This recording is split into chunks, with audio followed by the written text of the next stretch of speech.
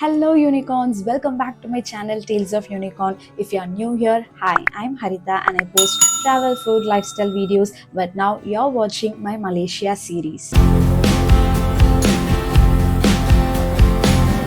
This is the sixth and probably the final video from my Malaysia series, and it's going to be about Batu caves. Actually, it's not centered around Kuala Lumpur. You have to take some time to go out there, but I would highly recommend this experience for you. And especially if you are a South Indian, I would highly recommend you to take up this trip. And all those details coming in this video. And all I wanted to say is, if you're ever in Malaysia, please do go and visit this place. Now, let's get into the video.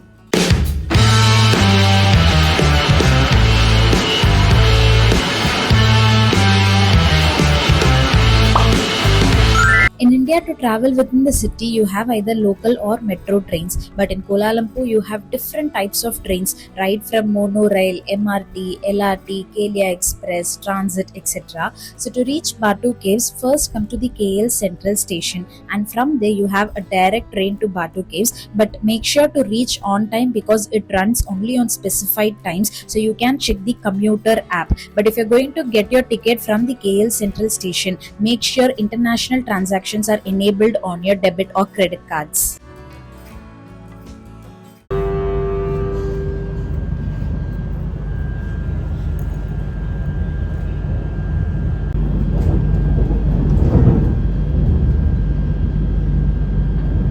The KTM commuter train is air conditioned and it takes about 30 to 45 minutes to reach Batu Caves.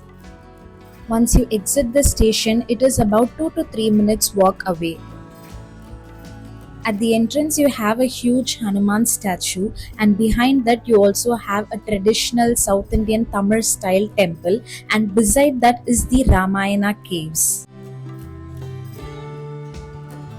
The entry ticket for this Ramayana caves is around 15 ringgits, but for Batu caves, the entry is free.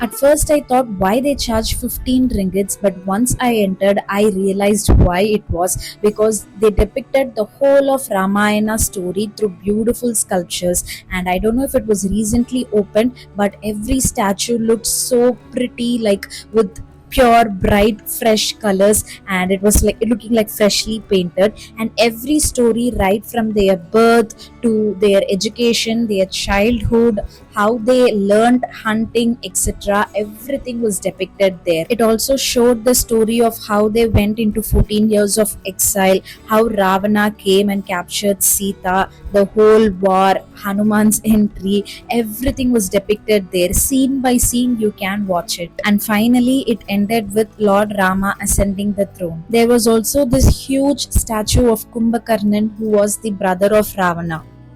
I loved how they turned these caves into beautiful tourist spots. This was not touristy at all, and since they charged an entry fee, the crowd was also less. But the place was so peaceful that they even had Kailash Meditation Center. This place was absolute like pin drop silence, and I also used the opportunity to sit and meditate here for some time.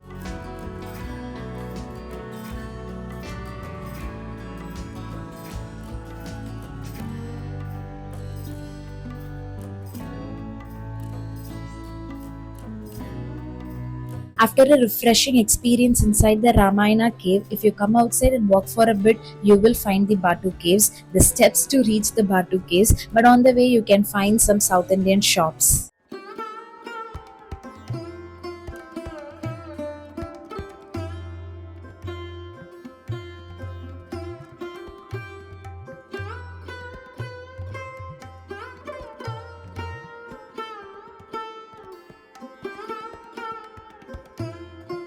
After climbing the colorful 272 steps, you will get to witness these caves. But this is not the highlight. Inside these caves, you have Lord Murugan's temple.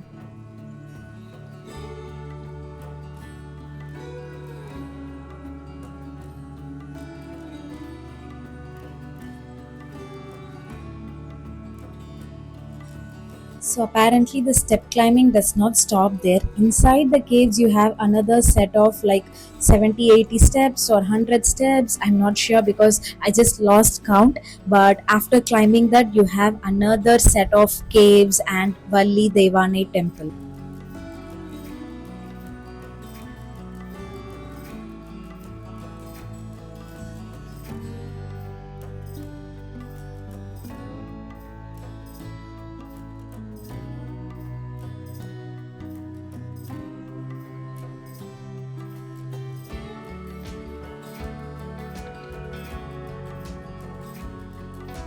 There are going to be lot of monkeys, so please keep your belongings safe. Obviously, the uphill climb is going to be difficult, but while coming down, make sure to soak in the beautiful views from the top.